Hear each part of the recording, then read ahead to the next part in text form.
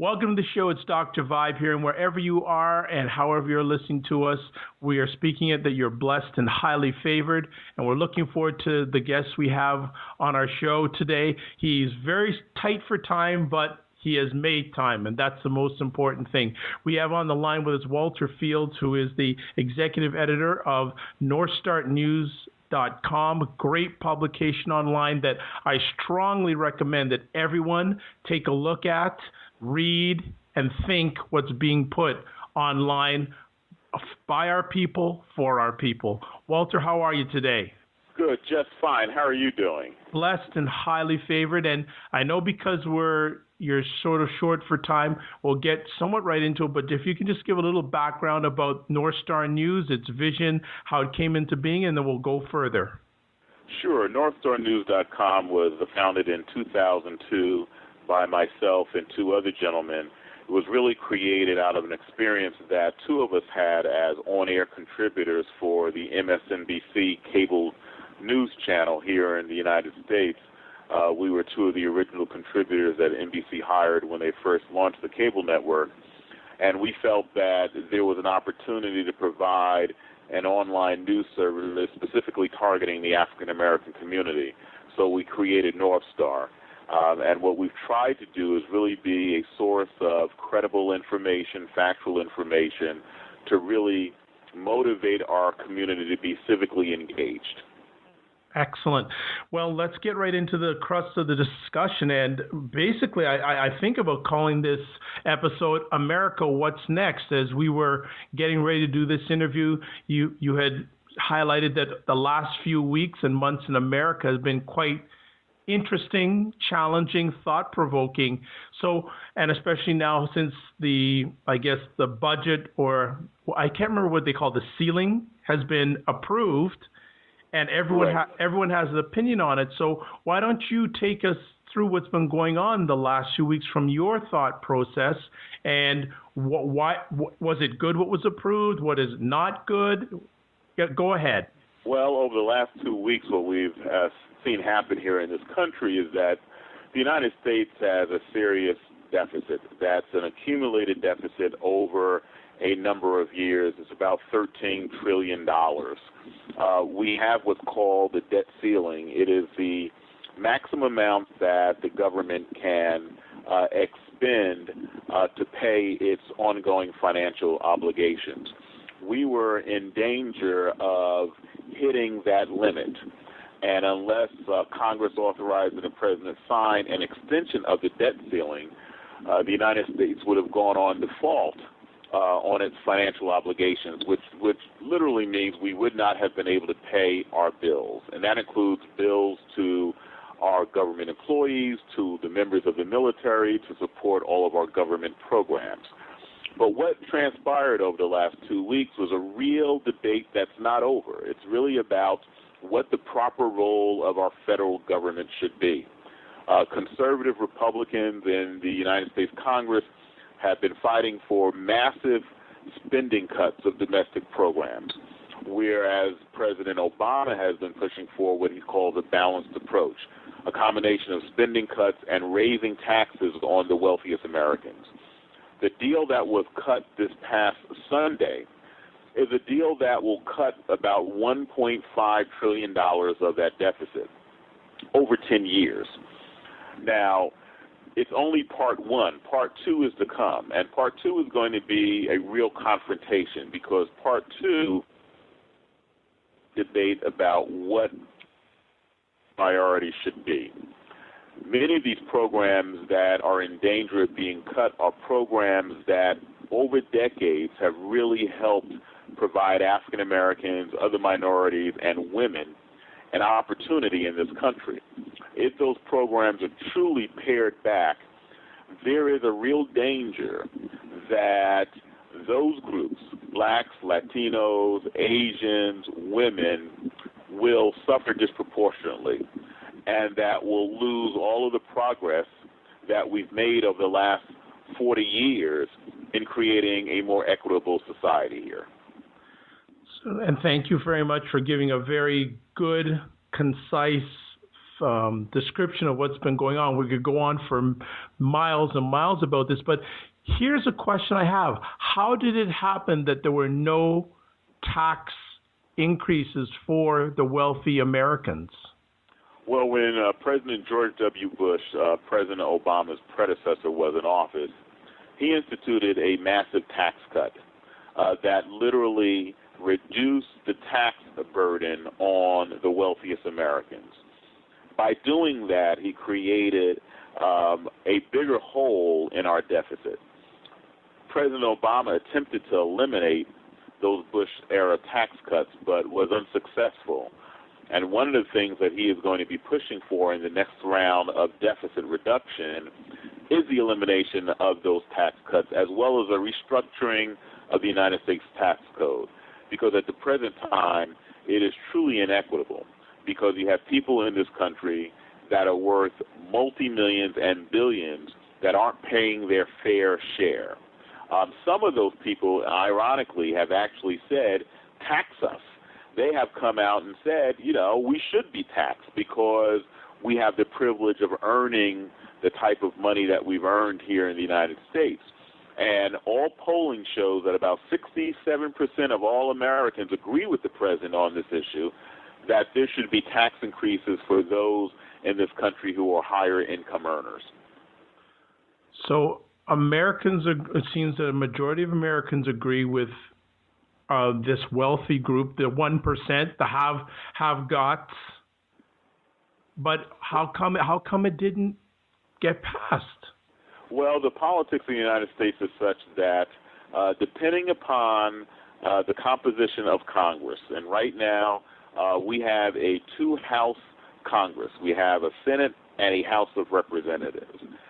In the House of Representatives, which is characterized as the lower house of the United States Congress, the Republican Party holds the majority. Within the Republican Party, there is a very strong faction of conservative, far-right Republicans that are aligned with a movement in the United States called the Tea Party. That faction basically held up this process and prevented any movement on the issue of taxes. Because the Republicans are the majority in the House, they exerted significant pressure on the Speaker of the House, Representative John Boehner.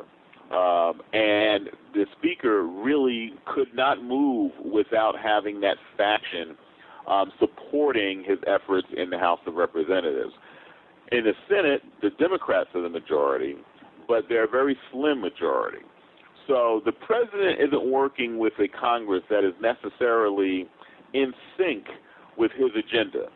So it becomes a very confrontational matter when you begin to try to advance programs that he deems to be progressive and that would certainly provide more opportunity than is currently available in our country.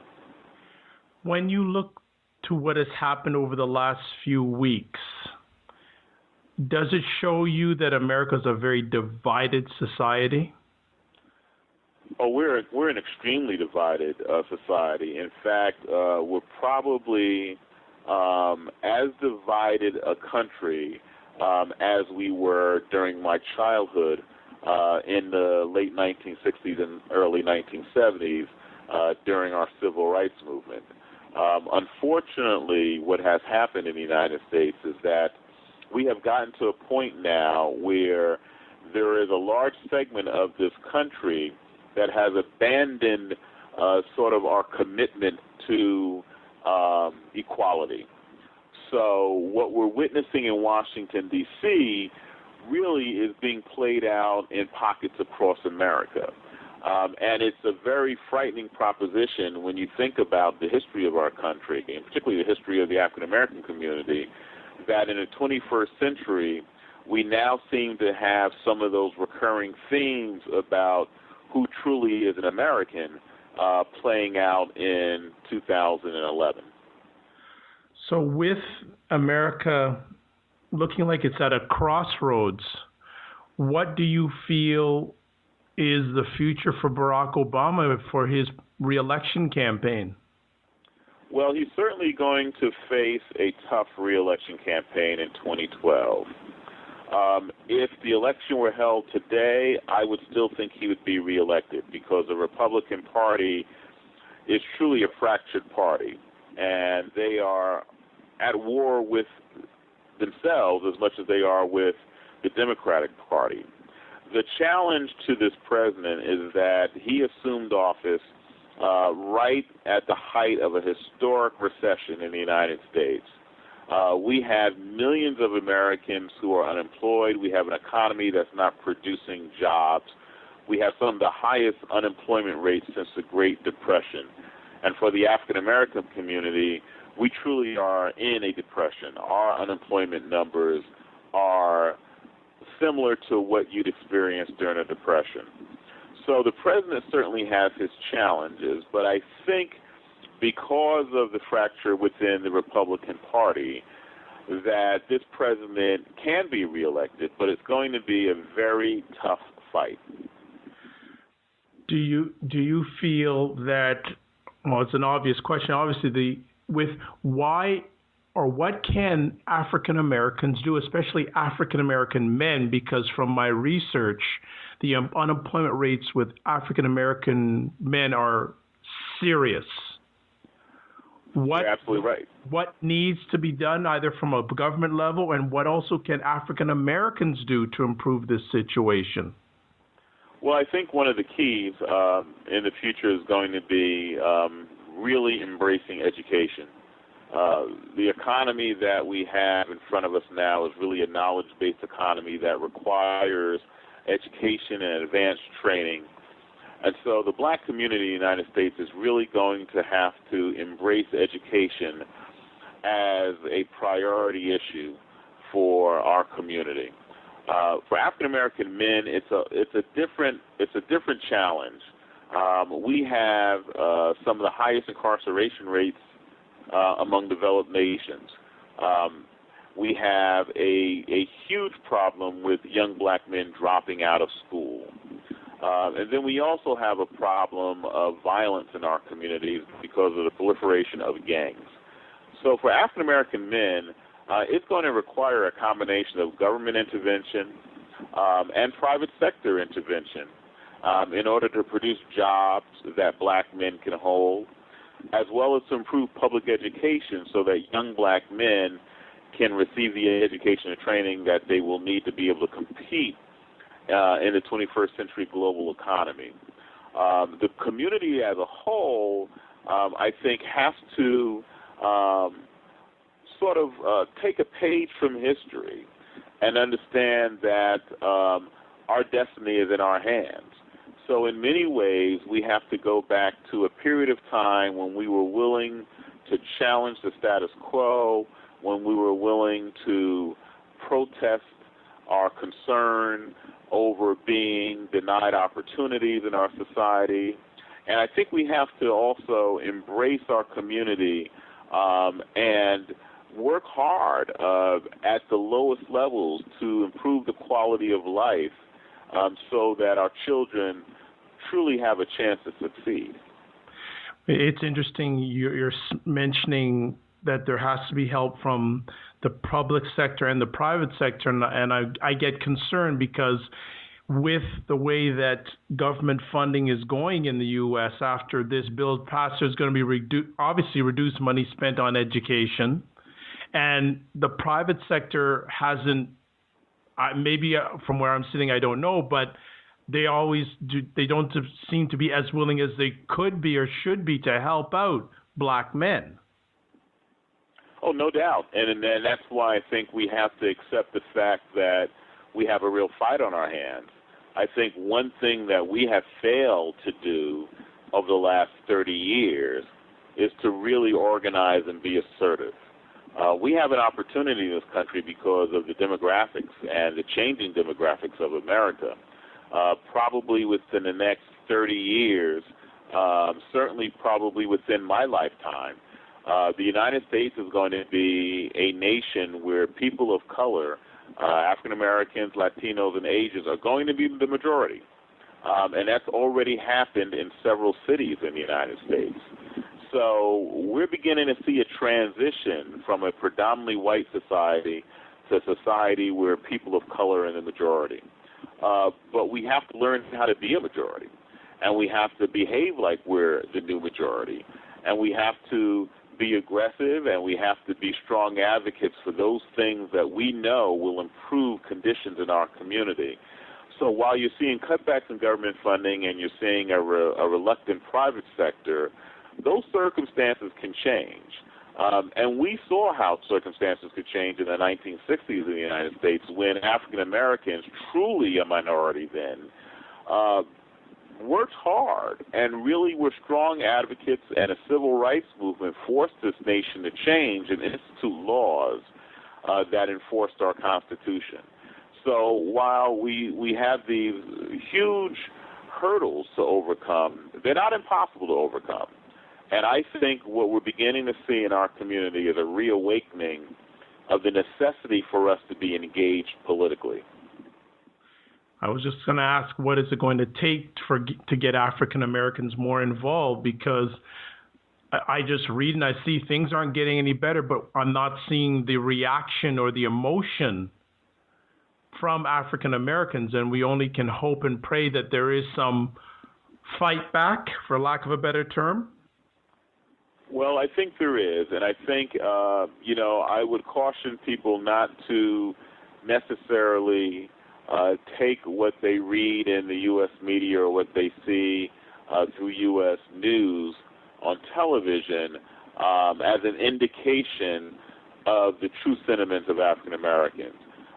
In many of our communities across the country, we have individuals and groups who are working very hard to try to reverse course and change conditions. They don't get much attention, and that's why we created NorthstarNews.com, because we know that the quote-unquote mainstream media in the United States doesn't necessarily give the attention to our community that we should get. So many efforts that you see at a community level never get reported.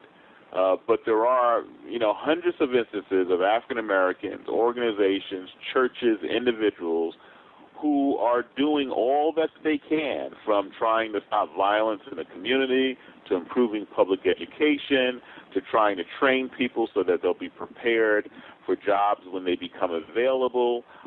Many efforts are underway in the black community.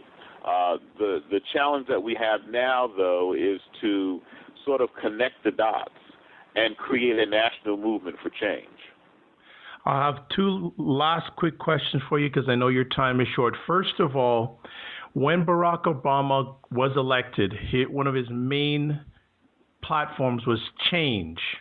Change. He wanted Americans to change. Do you feel that Americans are ready to change as of yet?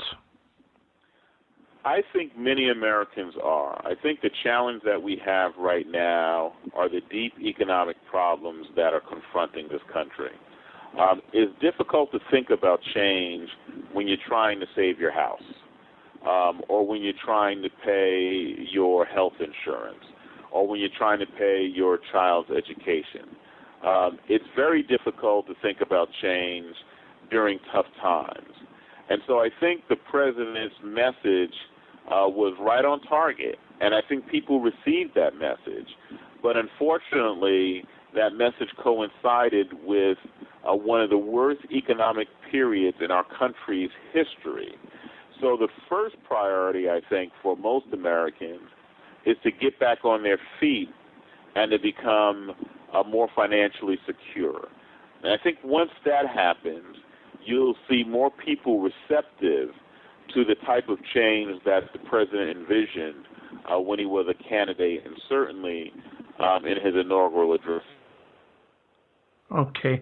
And then final question, and this is towards black people. Giving back, is it a choice, necessity, or a right? Well, I think, obviously we're living in a country where you have individual choice. Whether it's a necessity or not is, debatable. What I would say, it's a cultural imperative we don't have the luxury of not supporting each other in the United States. So whether you believe it's a necessity or a choice, it's an imperative that, and I make the difference between an imperative and a necessity, because an imperative suggests that if it's not done, that there is a significant injury to our community. And I think what we have to embed in everyone is that for our community to be uplifted, we need individuals who have the means, and it could be financial resources, they could just certainly be their talents and skills. We need everybody to reinvest in our community, because that's the only way we advance as a people in the United States. Excellent. Walter, again, I thank you for taking the time to share with us and our listeners on the program. I'm speaking and hoping that we can get you for a longer period of time next time. And I look forward to touch. I think NorthstarNews.com, even though we generally focus on the United States, certainly we understand that we have an extended community in Canada. So, we'd like to connect with our brothers and sisters in Canada, because we understand that there might be a border there, but we're all one community, and we're all facing many of the same challenges. Very well said, and I agree with that. For doing this program for the last 4.5 years, and I've spoken and shared with Blacks in North America, England, and Japan, and a lot of the challenges we have in each one of those countries is the same. So I thank you for taking the time. As always, go to NorthstarNews.com. They're also on Twitter. Just key in North Star News and you'll get them there. Also, if you like to touch base with us on the show via email, it's info@blackcanadianman.com. If you live in North America, you can call us and leave us a message toll free at 1-866-280-9385. Walter, thank you very much. Travel safely, and we will chat with you soon. God bless, peace be well, and keep the faith. Thank you. Thank you so much. Bye-bye. Bye-bye.